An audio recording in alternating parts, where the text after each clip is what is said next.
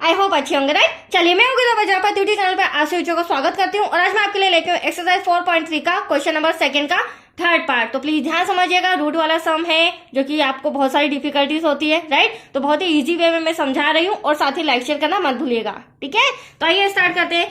देखिए क्या कहना है इस क्वेश्चन में, उपयुक्त प्रश्न 1 में दिए गए द्विघात समीकरणों के मूल द्विघाती सूत्र का उपयोग करके ज्ञात कीजिए। तो प्रश्न 1 जो था बच्चों, उसमें मैंने पूर्ण वर्ग विधि समझाई थी और उन्हीं के 4 सम हम क्वेश्चन सेकंड में भी सॉल्व कर रहे हैं, बट यहाँ पर मेथड चेंज हो जाएगी, द्विघाती सूत्र का उपयोग करके हमें इस सम को सॉल्व करना है। That's clear. अब देखिए पहले हम समझ लेते हैं द्विघात समीकरण होता क्या है।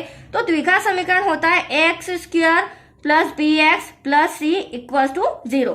तो ये जो हमें इक्वेशन दे रखा है उसकी तुलना हम abc से करेंगे। और ऐसा क्यों करेंगे, क्योंकि जो हमारा द्विघाती सूत्र है, जो हमारा फॉर्मूला है, उसमें हमें abc की जरूरत पड़ेगी। That's clear. तो चलिए a बराबर तो हमारा हो जाएगा 4, आप देख सकते हैं x² का गुणांक 4 है। b बराबर हो जाएगा हमारा 4√3, देन c बराबर हो जाएगा हमारा अचर पर 3। That's clear. तीनों प्लस में है, कोई दिक्कत नहीं है। अब हम द्विघाती सूत्र लगाएंगे, फॉर्मूला लगाएंगे और ये वैल्यूज पुट करेंगे, ठीक है।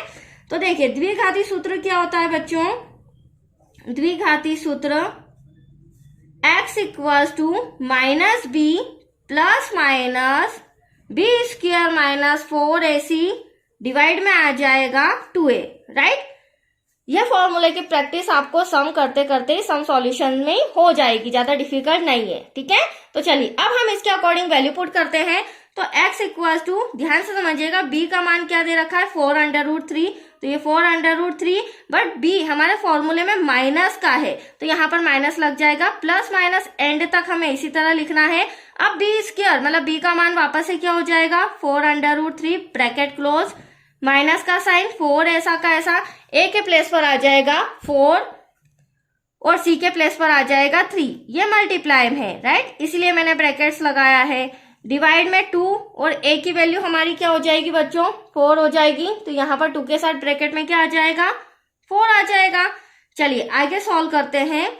-4√3 प्लस माइनस ऐसा का ऐसा।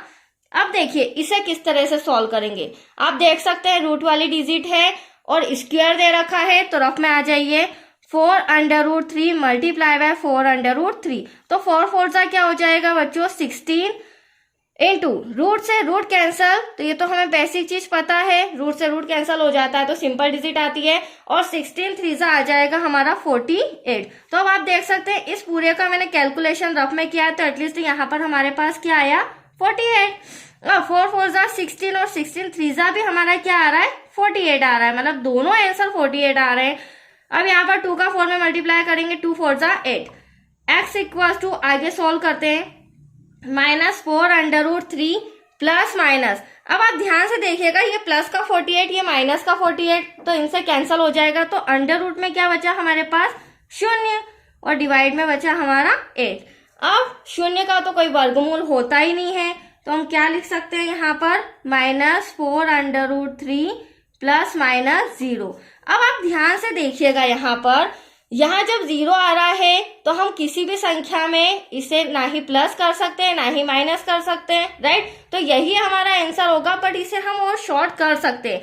अगर आप देखें तो इसे यहाँ पर लिख के मैं बता देती हूँ, -4√3 डिवाइड में 8, क्योंकि प्लस माइनस की तो हमारे पास कोई वैल्यू ही नहीं है, कोई डिजिट ही नहीं है, तो इतना ही हमारा आंसर रहेगा। 4 1 4 4 2 8। तो इसे हम दो तरह से, क्योंकि 2 मूल फाइंड करना है बच्चों, तो एटलीस्ट एक मूल हो जाएगा हमारा -√3 डिवाइड में 2, क्योंकि 2 मूल हमें शो करना होंगे, हमारा आंसर वही है और इसका आंसर हमारा सेम आ रहा है दोनों के, -3 अपॉन में इक्वल्स टू -√3 अपॉन में 2 और -√3 अपॉन में 2। तो दैट्स योर आंसर। आया आपको समझ में।